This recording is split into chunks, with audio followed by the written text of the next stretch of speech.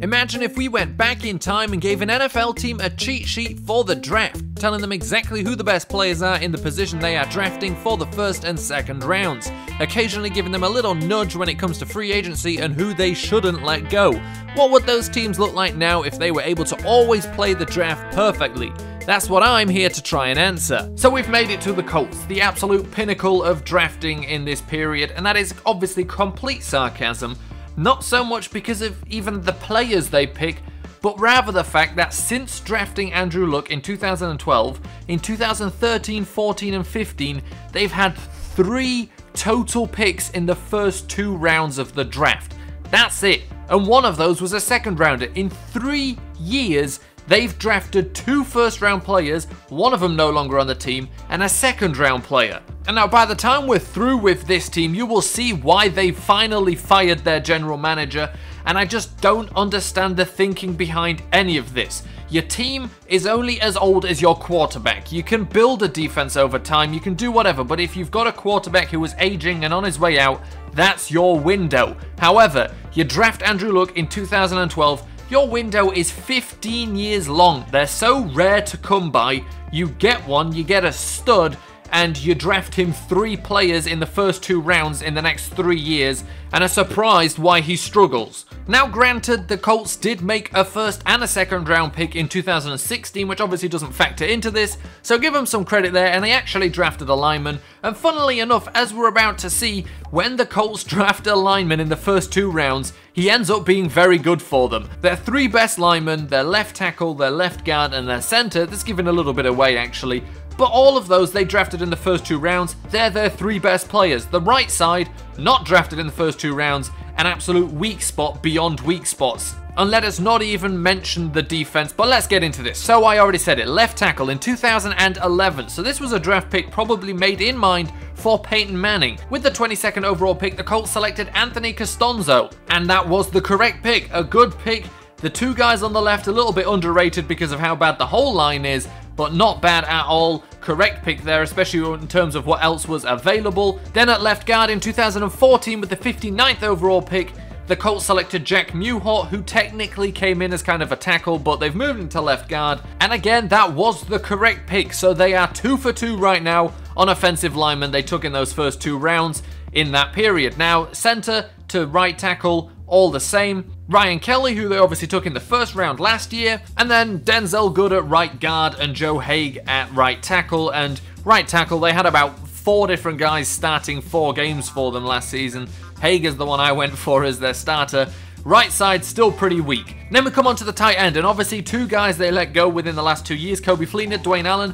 We're going to trust them here. Jack Doyle, he is not a bad player, and they do pretty well at the tight end position regardless of who their starter is. And then we move on to the wide receivers. So of course our number 1 guy is T.Y. Hilton, but our number 2 player in 2015, 29th overall pick, the Colts select Philip Dorsett. Now plenty of people said, what are you doing drafting a wide receiver? But in this case, we don't say they shouldn't have drafted a wide receiver. Sure, we could say, you know, draft a different position and find a ridiculously good player, but they decided they wanted a wide receiver, so they keep the wide receiver, the best player they could have got there, Stephon Diggs, and then finally at the 3rd wide receiver, Dante Moncrief. Now for their running back, I'm going to put a guy in who's not on the team and we're not going to have on the team, but just to talk about it for a second, there's your man Trent Richardson, who they traded their 2014 first round pick away for.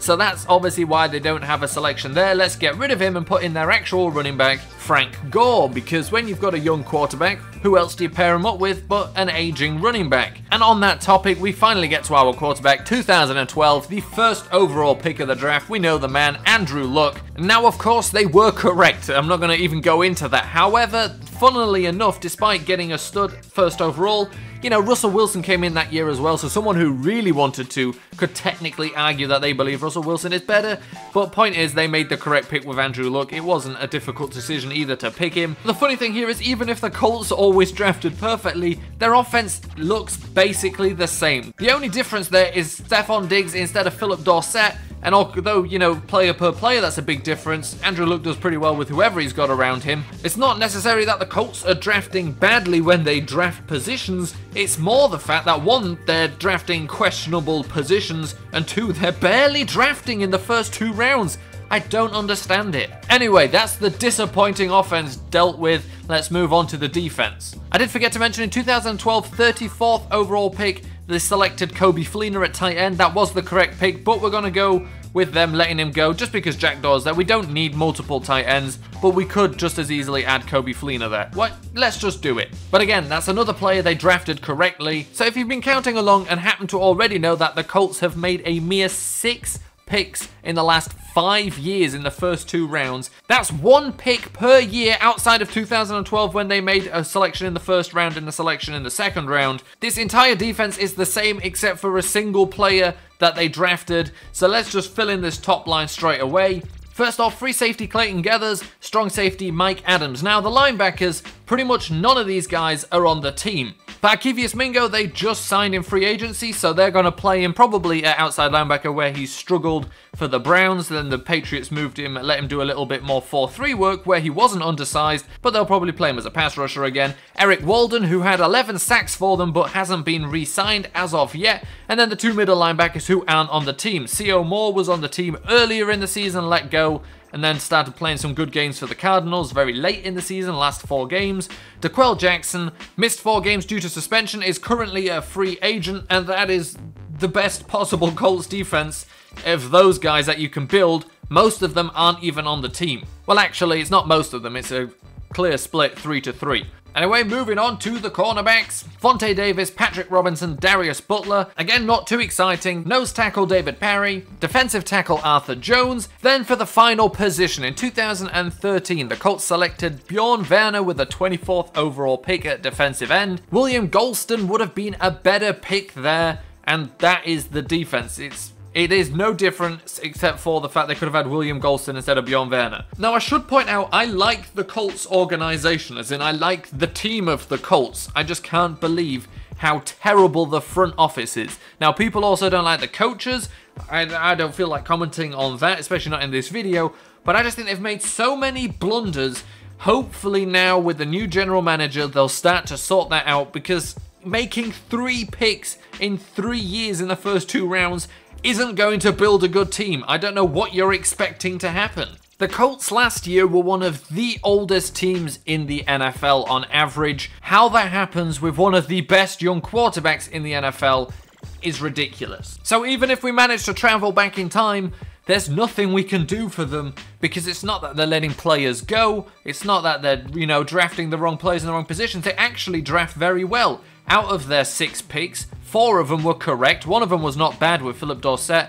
Only 2013 could have been better with William Golston. They just don't ever have the players on the team, and if they do bring him in, it's 5 years after they were relevant.